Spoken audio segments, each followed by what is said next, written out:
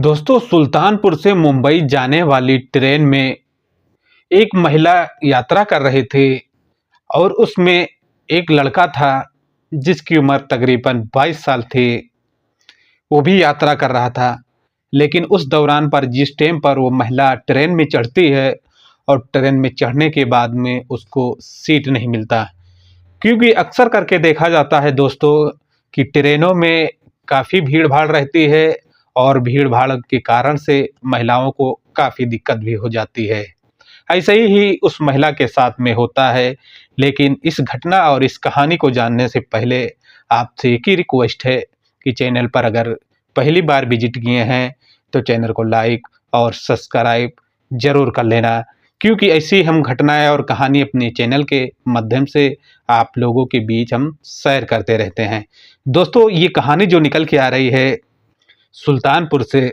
सुल्तानपुर का एक युवक जो मुंबई से ट्रेन पकड़ा था सुल्तानपुर के लिए आने के लिए।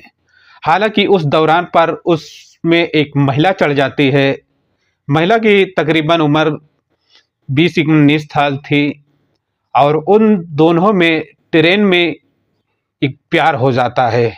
प्यार जैसे कि लब हो जाता है और लब ऐसा होता है कि उस ट्रेन में बैठे हुए यात्री, सफ़र करने वाले यात्री इस घटने और इस मामले को अच्छी तरह से देख रहे थे। हालाँकि जो महिला रहती है उसका नाम पुष्पा कुमारी रहती है और जो लड़का रहता है उसका सुरेश कुमार नाम रहता है। हालाँकि ये दोनों लोग ट्रेन में सफ़र कर रहे थे और सफ़र करने के दौरान पर सुरेश जो रहता है उसके पास रिजर्वेशन सीट थी और जो पुष्पा रहती है उसके पास जनरल बोगी का वो टिकट ले रही थी, उसके पास कोई सीट नहीं थी। हालाँकि उस महिला को, पुष्पा को देख के सुरेश उसके ऊपर काफ़ी तरस आता था और उसके साथ में उसकी माँ थी, जो पुष्पा की वो बुजुर्ग थी और बुजुर्ग के साथ-साथ ये दोनों लोग को ट्रेन में सीट न मिलने की वजह से काफ़ी दिक्कतें आ रही थी। हालाँकि इस मामले को सुरेश जो है काफ़ी देर से देख रहा था और देखने के बाद में एक बार वो पुष्पा को बोलता है कि मैडम आप इस सीट पर बैठ जाइए, आपको मैं काफ़ी टाइम से देख रही हूँ और काफ़ी टाइम से आपकी माँ भी और आप भी काफ़ी परेशान हैं, तो आप सीट पर आकर बैठ जाइए। तो इसी में जो पुष्पा रहती है, बोलती है नहीं भाई साहब, आप सीट पर बैठिए, कोई दिक्कत नहीं है। तो फिर कुछ रुक जाता है सुरेश और उसके बाद में कुछ समय के बाद में फिर बोलता है कि बहन जी आप क्यों उतना टेंशन ले रही हो, सीट मैंने बुक कर रखा हूँ और आप आकर बैठ जाइए, कोई दिक्कत नहीं होगा। हालाँकि 2-3 बार ऐसे ये सुरेश जो है पुष्पा को बोलता है और पुष्पा जो रहती हैं इसके कुछ बात समझती हैं और बात समझने के बाद में वो अपनी माँ को और वो पुष्पा भी आकर सीट पर बैठ जाती है। सीट पर बैठने के बाद में दोस्तों पुष्पा जो रहती है उसको प्यास लग जाती है और प्यास जब लगती है तो अपनी माँ से बोलती है कि माँ को पानी पीना है। तो सुरेश जब देखता है उसकी तरफ तो देखता है कि पुष्पा काफ़ी प्यासी थी और उसका ओठ भी सूखा था। तो सुरेश बोलता है कि मैडम अगर पानी पीना है तो कोई दिक्कत नहीं है, हमारे पास पानी है। तो ऐसे में जो पुष्पा रहती है वो बोलती है नहीं भाई, पानी मम्मी के पास है, वो देगी, पी लेंगी, पिलाएगी। तो ऐसे में सुरेश जो रहता है वो बोलता है कि नहीं, ये पानी है हमारे पास, आप पी लो, क्या दिक्कत है पानी पीने में। तो ऐसे में दोस्तों जो रहता है वो सुरेश पानी देता है और वो पी लेती है। पीने के बाद में सुरेश जो है उसकी तरफ भर-भर के नज़र देखने लगता है, क्योंकि सुरेश को वो लड़की जो है पुष्पा पसंद आ जाती है और पसंद आने के कारण से वो अब पुष्पा से प्यार करना चाहता था। लेकिन पुष्पा काफ़ी शर्मा रही थी और शर्माने की वजह से पुष्पा का भी मन था और पुष्पा भी उसको, लड़के को पसंद कर ली थी। लेकिन पुष्पा जो है अपनी माँ के सामने उस सुरेश से कुछ बातें नहीं बता पा रही थी। हालाँकि दोस्तों ऐसा ही कुछ टाइम और गुज़रता है, तकरीबन उसके बाद में फिर खाने-पीने वाले ट्रेन में देखते हैं कि अक्सर करके चढ़ते रहते हैं और खाना-पीने का भी इंतज़ाम रहता है। तो ऐसे में सुरेश जो रहता है खाना लेता है और खाना लेने के लिए ये माँ-बेटी के लिए भी खाना लेता है और ये दोनों को खाना भी खिलाता है। ऐसे में पुष्पा जो रहती है खाना खाने से इनकार करती है, लेकिन जो सुरेश रहता है काफ़ी सपोर्ट बोलता है कि नहीं आपको खाना पड़ेगा। तो ऐसे में पुष्पा जो रहती है खाना खा लेती है। खाना खाने के बाद दोस्तों इन दोनों में प्यार जो है काफ़ी गहराई देखने को मिलता है कि काफ़ी तरह से प्यार जो है एक बहुत ही करीब आ जाता है और करीब के साथ-साथ देखा जाता है कि इन दोनों का वही ट्रेन में से प्यार मोहब्बत की कहानी जो है स्टार्ट हो जाती है।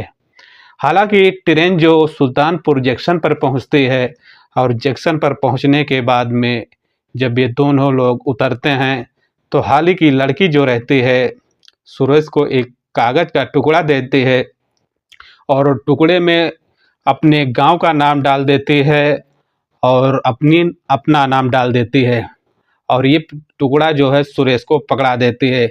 हालाँकि टुकड़ा पकड़ के सुरेश उसको जेब में डालकर वो भी अपने घर चला जाता है और पुष्पा भी अपने घर चली जाती हैं। कुछ दिन ऐसे गुज़रते हैं दोस्तों और गुज़रने के बाद में जो सुरेश रहता है इसको काफ़ी बेचैनी सवार रहता है, क्योंकि ट्रेन में जो प्यार और लव और जो मोहब्बत हुआ था वो काफ़ी आगे बढ़ चुका था।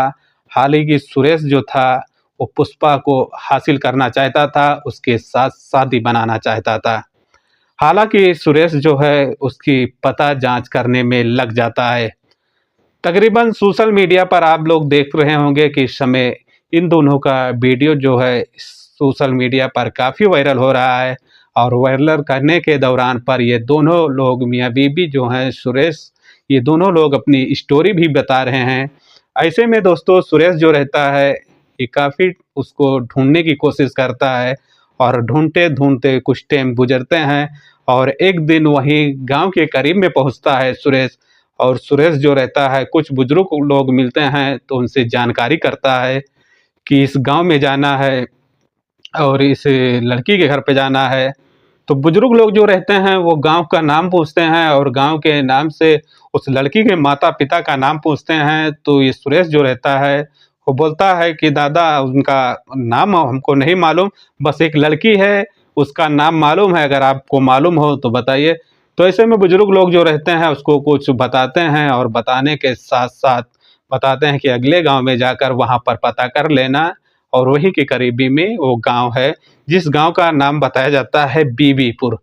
बीबीपुर ये फैज़ाबाद में लगता है और वहाँ पर सुरेश पहुँचता है बीबीपुर में और कुछ लोगों से बात करता है और पूछता है कि इस लड़की के नाम और इसका घर कहाँ पे है। तो वो लोग जो हैं बताते हैं कि आप सीधा जाकर और राइट मारना और राइट मारने के बाद में जो कच्चा से आगे घर है वो उसी लड़की का घर है। हालाँकि सुरेश वहाँ पहुँच जाता है और पहुँचने के दौरान पर देखता है तो पुष्पा जो रहती है घर के सामने अपने द्वार पर झाड़ू मारती रहती है।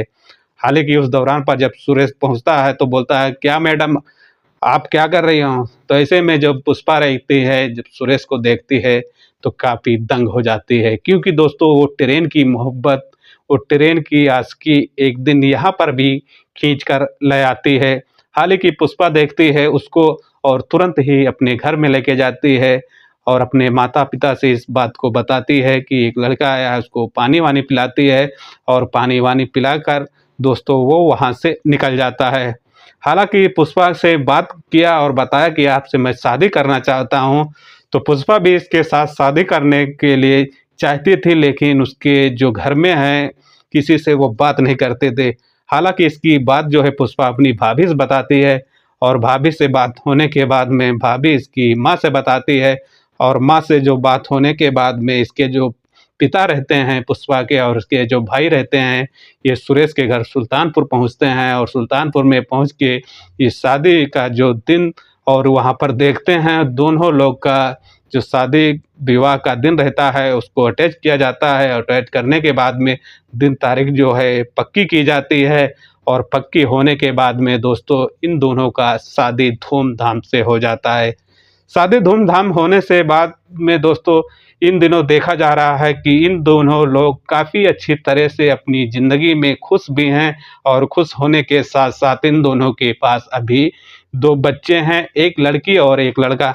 दोस्तों ये घटना स्टार्ट होती है ट्रेन से, जो मुंबई जाने वाली ट्रेन थी और मुंबई से सुल्तानपुर आने वाली, उसी दौरान पर इन दोनों का प्यार मोहब्बत ट्रेन में ही हो जाता है। दोस्तों ये कहानी जो निकल के आ रही है, ये कहानी सन 2003 की है। सन 2003 की कहानी सन 2025 में इस समय वायरल हो रही है, क्योंकि दोस्तों ये कहानी काफ़ी पुरानी हो गई है, लेकिन जो ये कहानी का स्टोरी है अब वायरल हो रहा है। तो दोस्तों ये कहानी बताने और सुनाने का हमारा एक ही उद्देश्य रहता है कि आपको परेशान नहीं करना है, आपको सचेत नहीं करना है, बस आपको जागरूक और संचेत और सचेत करना है। ऐसी घटनाएँ हैं कि आप लोगों को जानकर भी अनजान भी हो जाते हैं, और ऐसी घटनाएँ आपको डेली की डेली देखने को मिलती हैं, क्योंकि ऐसी घटनाएँ इस दौरान काफ़ी आम हो गई हैं। डेली की डेली कोई न कोई घटनाएँ सामने आती रहती हैं। तो दोस्तों इस कहानी में और इस घटने में कुछ समझ आया होगा तो वीडियो को लाइक और शेयर अवश्य करना। मिलते हैं एक नेक्स्ट कहानी के साथ। अपना और अपनी फैमिली का ख्याल रखना। Okay bye.